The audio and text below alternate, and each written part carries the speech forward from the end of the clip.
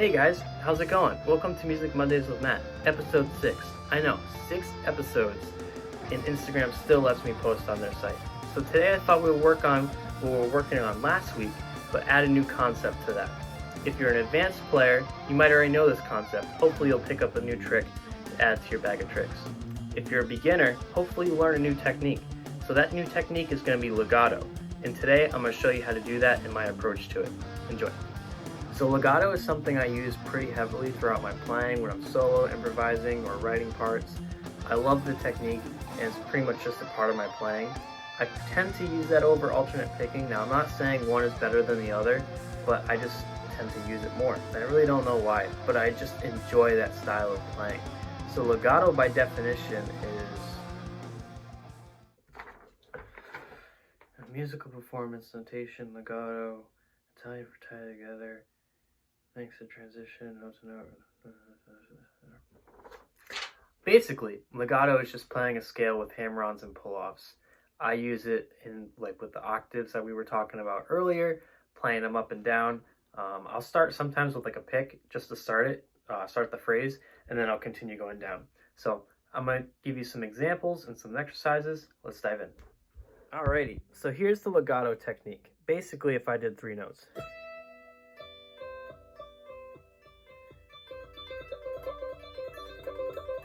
You can do that too. When you're practicing it, you might want to throw a little bit of distortion on there to create some more sustain, but I would also highly recommend turning off your volume. Make sure you truly have the idea down, as if you can do it without the distortion. So definitely take that into consideration. So we have a few exercises here for you today. The first one's going to be just taking 2 notes. Pointer finger on the 8th fret, ring finger on the 10th fret. Pick the first note and pull off. When you pull off, you're going to be pulling downwards. Don't lift it up. Like some people lift it up, and it's really not defined that way. It's defined like that. You can tell the difference. There's a difference there. So pick, pull off. And then when you come back, for lack of a better term, just kind of with a little bit of force, slam your finger back down on that 10th fret to create the noise, the note, the pitch, whatever you want to call it. If you want to, you could pick, pull off, and then after that, try and loop it. Once you get that pull off technique down on the first string. Now the next little roadblock would be playing it on the 2nd string. Or not roadblock, but next level of the progression. Because now you got to worry about another string right below you. What I do is I kind of use my pointer finger here to kind of mute this string. And I'm still pulling down. I'm still going downwards.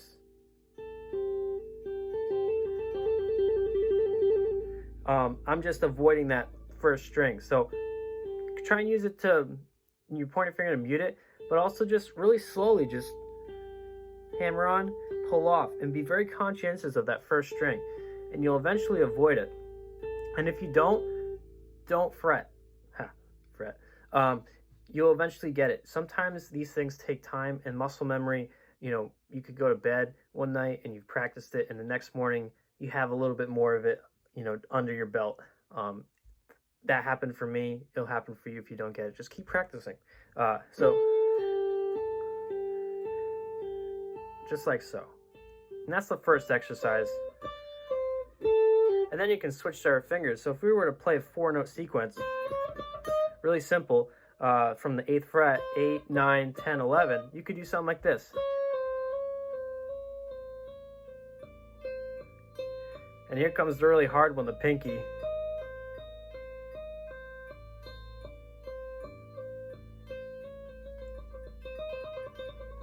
You can do each one for 4. So 1, 2, 3, 4. 1, 2, 3, 4. 1, 2, 3, 4. And if you have to pick each one, that's all right. Once you have that down, though, try and do it without. And then you'll be able to get it. So that's some of the exercises I'll give you for legato. Now let's learn a line. Quick little disclaimer before I do this little lick here is that I'm on a 7th string. So this note, of course I'm not going to be playing the 7th string, so you don't need a 7th string for this video. But this note is the 7th string, not the 6th. So just keep that in mind. So when you see me up on the lower part and you're like, Matt, there's one more string left. It's the 7th string, don't worry about it. We're playing the same note. Alrighty, so let's apply what we learned last week to this legato technique. And then we're also going to work on a C major scale to apply as well. So if you're a beginner, don't worry about playing the full scale. Just worry about playing the first, 2 strings, and then work your way up to the full scale if you, feel that's what you want. So this scale is going to start on the 12th fret, 12th fret, 10th, 8. So on the first 2 strings, it's going to be 12, 10, 8. Then it's going to be 10, 9, 7, 10, 9, 7 on the 3rd and 4th string. Then on the 5th and 6th string, it's going to be 10, 8, 7, 10, 8, 7 on the same thing. So altogether it sounds like this.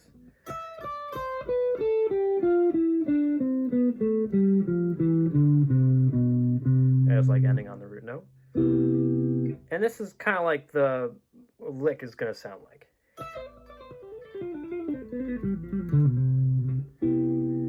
It's this technique. It's like, if I slow it down,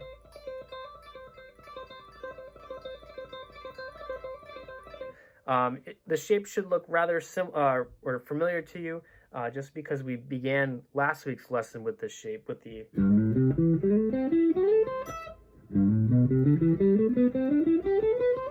we're just on that higher register here, starting our lick with that sequence. So it's going to be pull off with your pinky on 12 to your pointer finger on 8, then slam your middle finger down on the 10th fret, then slam your pinky down, and then pull off a pinky, and then pull off a middle.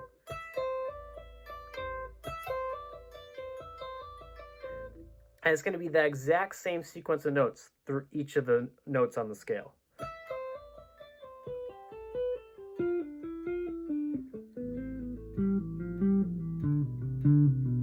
That's like the end on the root note, as I said, because it sounds pretty.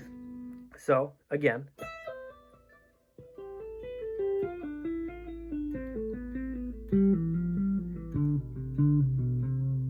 So there we go. So that's the sequence of notes or lick on a scale. You can use this on any of your scales. You can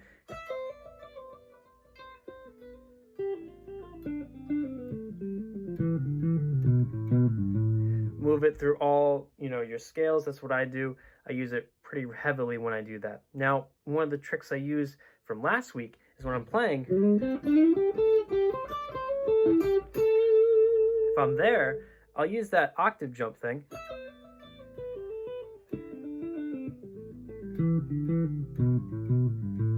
When I'm up there. So you can take those 6 notes. Now we're there, then we move to the next available octave. Then we move again to the low register.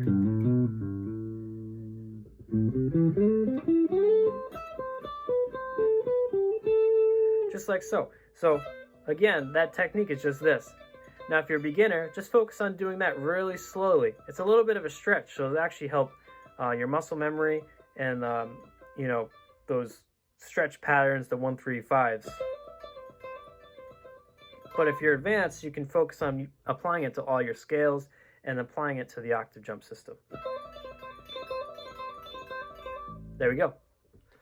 All right, guys, so that was just a quick little lesson on legato. It's just what I use when I'm playing scales. That's a little sequence thing.